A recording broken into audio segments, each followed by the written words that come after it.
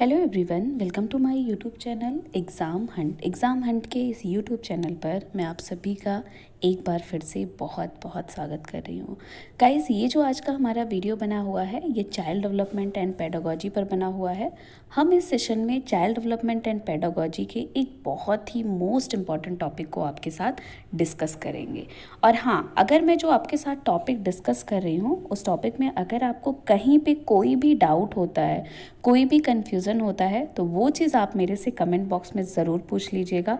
और अगर आपको वीडियो पसंद आता है तो वीडियो को लाइक करना, चैनल को सब्सक्राइब करना, बेल आइकन दबाना और इसे अपने दोस्तों के साथ ज़्यादा से ज़्यादा शेयर करना आप बिल्कुल मत भूलिएगा। तो चलिए देखते हैं कि आज हम इस सेशन में चाइल्ड डेवलपमेंट एंड पेडागोजी के किस मोस्ट इम्पॉर्टेंट टॉपिक को आपके साथ डिस्कस करेंगे। तो आज का जो हमारा टॉपिक होगा वो अधिगम के बारे में हम जानेंगे, जिसे आप कहते हो लर्निंग, और हम अधिगम स्थानांतरण क्या होता है, ये दो टॉपिक आज मैं आपको इस कोर्स में डिस्कस करूंगे। तो चलिए फिर जानते हैं क्या है अधिगम और अधिगम स्थानांतरण से रिलेटेड जो भी इम्पोर्टेंट बातें हैं। तो देखिए, अधिगम की अगर हम बात करते हैं, अधिगम मतलब क्या कहते हो, जिसको आप सीखना कहते हो, मतलब क्या हो गया, लर्निंग जिसको आप कहते हो। अधिगम के अगर हम अर्थ की बात करें ना सिंपल वे में कि मैम क्या होता है लर्निंग, क्या होता है अधिगम, तो अधिगम का मतलब होता है कि आपके व्यवहार में जो परिवर्तन होता है वही आपका क्या कहलाता है, अधिगम कहलाता है। लेकिन एक बात आप हमेशा याद रखिएगा कि सभी प्रकार के जो परिवर्तन होते हैं उसको हम अधिगम नहीं कह सकते। कि आपके व्यवहार में किसी भी तरह का हमें परिवर्तन दिखे तो हम कह दें बस आप में अधिगम हुआ, नहीं। अब मान लीजिए आपकी मानसिक बीमारी हुई, आप में थकान हुआ, इसके कारण भी तो आपके व्यवहार में परिवर्तन हो सकता है।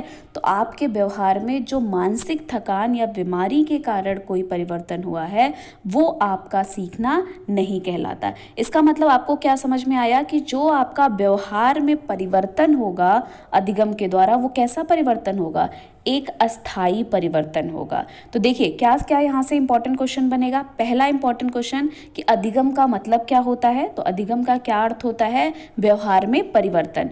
और अगर आपसे पूछा जाए कि अधिगम का जो व्यवहार में परिवर्तन होता है वो स्थायी परिवर्तन होता है या अस्थायी परिवर्तन होता है, स्थायी अस्थायी दोनों होता है, कोई नहीं होता है, तो क्या बताओगे, व्यवहार में जो परिवर्तन होता है वो आपका स्थायी परिवर्तन होता है। अब देखिए कुछ यहाँ पे मोस्ट इंपॉर्टेंट जो आपके प्रीवियस ईयर में परिभाषाएं जो आपके एग्जाम में मोस्टली पूछे जाते हैं वो परिभाषाएं मैं यहाँ आपको बताती हूँ। जैसे वुडवर्थ के अनुसार, जो कि बहुत ही, जितनी बार मैं मोस्ट कहूँ उतना कम है। वुडवर्थ ने क्या कहा था कि नवीन ज्ञान एवं नवीन प्रक्रिया को प्राप्त करना ही क्या कहलाता है, सीखना कहलाता है। ठीक है, नेक्स्ट हमारी परिभाषा है क्रो एंड क्रो की, जो कि बहुत इंपॉर्टेंट परिभाषा है ये भी आपका। क्रो एंड क्रो ने क्या कहा था कि जो अधिगम है, जो आपका लर्निंग है, वो आदत, ज्ञान एवं अभिवृत्तियों का क्या है, अर्जन होता है। ठीक है, गेट्स एवं अन्य की बात करें, ये कहते हैं अनुभव एवं प्रशिक्षण द्वारा आपके व्यवहार में जो परिवर्तन होता है वही आपका क्या कहलाता है, अधिगम कहलाता है। मतलब आप जब आपके एग्जाम में पूछा जाए बताइए किस मनोवैज्ञानिक ने कहा कि अनुभव एवं परीक्षण के द्वारा जो आपके व्यवहार में परिवर्तन होता है वो अधिगम कहलाता है, तो किसको बताओगे, गेट्स एवं अन्य ने कहा था। वॉटसन की अगर हम बात करें, वॉटसन ने अधिगम की मूलभूत परिभाषा दी थी। कभी भी आपके एग्जाम में ये बहुत मोस्ट इंपॉर्टेंट क्वेश्चन है, आपसे कभी भी पूछा जाए कि अधिगम की मूलभूत परिभाषा किसने दिया था, तो वॉटसन ने दिया था। और वॉटसन की जो परिभाषा थी वो क्या थी, व्यवहार में परिवर्तन ही आपका अधिगम है। और ये जो परिभाषा है, व्यवहार में परिवर्तन ही अधिगम है, ये परिभाषा अधिगम की मूलभूत परिभाषा है। बहुत इंपॉर्टेंट क्वेश्चन है ये, याद रखिएगा। आप देखोगे प्रीवियस ईयर में आपके पूछा गया है कि अधिगम की मूलभूत परिभाषा किसने दिया था, तो वॉटसन ने दिया था। स्किनर ने क्या कहा था, स्किनर ने कहा कि अधिगम जो है वो क्रमिक अनुकूलन है, मतलब एक क्रम में आपके अकॉर्डिंग चलता है। ठीक है, वाइगॉस्की की बात करें अगर हम, तो मैंने आपको बताया कि वाइगॉस्की शब्द दिया है तो आपको ढूंढना है क्या कहीं पे आपको समाज शब्द लिखा आ रहा है। अगर आ रहा है तो आपको फटाक से बताना है भाई वाइगॉस्की की बात कर रही है। अब जैसे देखो, इन्होंने अधिगम को लेकर क्या कहा था, इन्होंने कहा था कि अधिगम को सामाजिक सांस्कृतिक संदर्भों से अलग नहीं किया जा सकता है। यहाँ पे देखिए, भले इन्होंने बात अधिगम को लेकर कही लेकिन इन्होंने बात कही ना सामाजिक संस्कृति की, तो आपको पता है ना कि जब सामाजिक संस्कृति सामाजिक विकास, ऐसे किसी भी टर्म का प्रयोग किया जाता है तो आप मान के चलिएगा वो क्या है, वाइगोत्स्की। अब देखिए जीन पियाजे की बात करें तो आपको देखना है कि जीन पियाजे ने क्या कहा है। तो यहाँ पे आपको ज्ञान शब्द दिए, संज्ञान शब्द दे, संज्ञानात्मक दे, भौतिक दे, ऐसे किसी भी टर्म का प्रयोग किया जाता है, मैंने आपको बताया। तो वहाँ पे जीन पियाजे का, अब यहाँ पे देखिए दिया गया ना, अधिगम ज्ञान निर्माण की सक्रिय प्रक्रिया है, ये किसने कहा था, तो जीन पियाजे ने कहा था। तो ये कुछ आपकी जो मोस्ट इंपॉर्टेंट परिभाषाएं थी अधिगम को लेकर, जो कि आपके मोस्टली जो है प्रीवियस ईयर में पूछे गए हैं, वो मैंने यहाँ पे आपको बताया है। अब हम चलते हैं नेक्स्ट हमारा जो है अधिगम स्थानांतरण के बारे में। आप देखिए पहला मोस्ट इंपॉर्टेंट क्या क्वेश्चन है कि अधिगम स्थानांतरण के प्रतिपादक कौन है, पहला इंपॉर्टेंट क्वेश्चन। तो अगर आपसे पूछा जाएगा कौन है इसके प्रतिपादक, तो थॉर्नडाइक, ठीक है, थॉर्नडाइक अधिगम स्थानांतरण के प्रतिपादक है। और क्या है ये अधिगम स्थानांतरण, तो एक स्थिति का सीखा हुआ ज्ञान किसी दूसरी स्थिति में प्रयोग किया जाता है तो वही आपका क्या कहलाता है, अधिगम स्थानांतरण कहलाता है। आप प्रीवियस ईयर पेपर उठा के देखेंगे तो आपको एक क्वेश्चन अधिगम स्थानांतरण से आपके एग्जाम में ज़रूर से ज़रूर पूछा जाता है। तो क्या है अधिगम स्थानांतरण, समझ में आया ना। अगर आपसे कभी भी पूछा जाए कि एक स्थिति में सीखा हुआ ज्ञान किसी दूसरी स्थिति में प्रयोग किया जाता है, वो क्या कहलाता है, तो अधिगम स्थानांतरण कहलाता है। अब देखिए हम अगर इसके प्रकार की बात करें तो एक हमारा क्या होता है, सकारात्मक स्थानांतरण होता है। पता ही चल रहा है कुछ पॉजिटिव बातें कर रहा है, मतलब आपको सकारात्मक लिख के दे दे, आपको धनात्मक लिख के दे दे, आपको अनुकूल लिख के दे दे, कुछ भी ऐसे टर्म का प्रयोग करेगा तो आप बताओगे। तो इसमें क्या कहते हैं, जब एक स्थिति में सीखा हुआ ज्ञान किसी दूसरी स्थिति में क्या होता है, सहायक होता है। मतलब एक स्थिति में मैंने वो ज्ञान को सीखा है और जब मैं दूसरी स्थिति में उसका प्रयोग कर रही हूँ उस ज्ञान का, तो वो वहाँ पे क्या कर रहा है, हमें मदद कर रहा है, हमारी क्या कर रहा है, सहायता कर रहा है। तो वो आपका कौन सा हो जाएगा, सकारात्मक स्थानांतरण कहलाता है। जैसे एग्जाम्पल देखिए, उदाहरण भी आपसे पूछा जाता है। जैसे मान लीजिए कि आप साइकिल चलाने जानते हो, ठीक है, तो जैसे आप साइकिल चलाने जाते हो तो लोग कहेंगे अच्छा स्कूटर चला रहे हो, वो तो आप बहुत आसानी से सीख जाओगे क्योंकि आपको साइकिल चलाने आता है।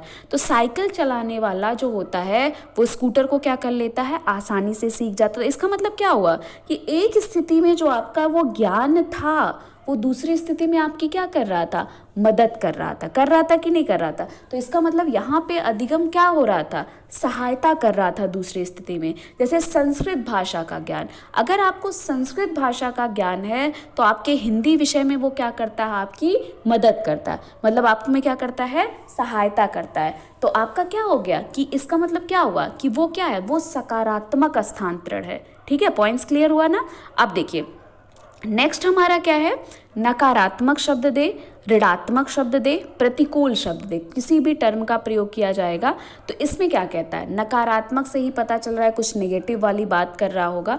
तो इसमें कहा जाता है कि एक स्थिति का सीखा हुआ ज्ञान किसी दूसरी स्थिति में क्या उत्पन्न करता है, बाधा उत्पन्न करता है। मतलब एक स्थिति में हमने उस ज्ञान को सीखा है लेकिन जब हम दूसरी स्थिति में उसको प्रयोग कर रहे हैं तो वो उसमें क्या कर रहा है, उसमें बाधा उत्पन्न कर रहा है। तो उसे हम क्या कहते हैं, नकारात्मक स्थानांतरण कहते हैं। पॉइंट्स क्लियर हुआ।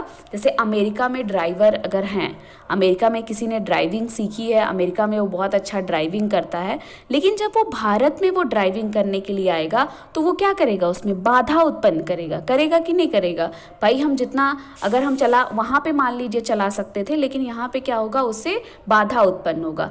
कला विषय का यदि छात्र है तो गणित विषय उसके पढ़ने में क्या होगा, उसमें बाधा आती है कि नहीं आती है। भाई हम अगर मान लीजिए हमें क्या है कि हमने आर्ट साइड से हमने पढ़ाई की है, तो जब हमें मैथ्स पढ़ना होता है ना तो हमें बहुत प्रॉब्लम का सामना, मतलब वो जो हमारी एक स्थिति का वो ज्ञान था कि जो हम वहाँ पे कला विषय में जो निपुण थे, मतलब जो हमें वो इतिहास भूगोल नागरिक शास्त्र आ रहा था, लेकिन जब हम दूसरे विषय में गए, गणित विषय में गए, तो गणित भी तो पढ़ना हुआ लेकिन वहाँ पे उसका कोई यूज़ नहीं हो पा रहा था। वो क्या कर रहा था, उसमें बाधा उत्पन्न कर रहा था। तो ये हमारा क्या है, नकारात्मक, ऋणात्मक या फिर प्रतिकूल स्थानांतरण के नाम से इसको जानते हैं।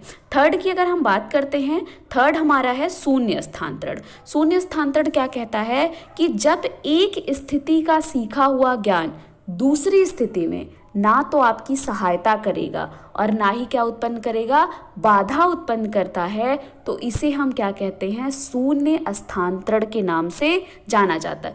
मतलब जब हमने एक स्थिति में कोई ज्ञान सीखा, अब दूसरी स्थिति में गए हम, तो वो ना तो वहाँ पे सहायता कर रहा है और ना ही वहाँ पे कोई बाधा उत्पन्न कर रहा है। जैसे एग्जाम्पल समझाते हैं तो शायद और अच्छे से आपको समझ में आए। जैसे कबीरदास जी के दोहे, आप अगर कबीरदास जी के दोहे याद कर लेते हो, तब भी आपको ऐसा नहीं है कि आप रहीमदास जी के दोहे याद कर रहे हो तो कोई प्रॉब्लम उत्पन्न हो रही है उसमें।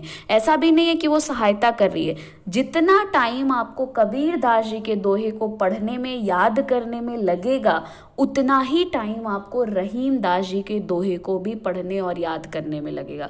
मतलब ना तो वो सहायक सिद्ध हुआ, ना ही वो बाधा उत्पन्न किया, तो उसे हम क्या कहते हैं, शून्य स्थानांतरण कहते हैं। ठीक है, आपके एग्जाम में क्वेश्चन ऐसे पूछा जाएगा, जब एक स्थिति का सीखा हुआ ज्ञान दूसरी स्थिति में ना तो सहायक सिद्ध होता है, ना ही बाधा उत्पन्न करता है, तो क्या बताओगे, वो आपका क्या कहलाता है, शून्य स्थानांतरण कहलाता है। तो ये था आपका अधिगम स्थानांतरण के बारे में और अधिगम के बारे में। मैंने पूरी कोशिश की है आपको कि मैं आपको अच्छे से समझा सकूं, अच्छे से बता सकूं।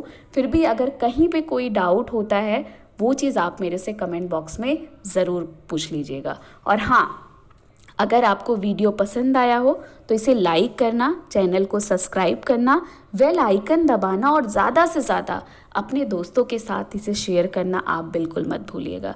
तो चलिए, फिर मुलाकात होगी हमारी नेक्स्ट टॉपिक में और हम बातें करेंगे बहुत सारी आपसे। Thank you so much guys, best of luck.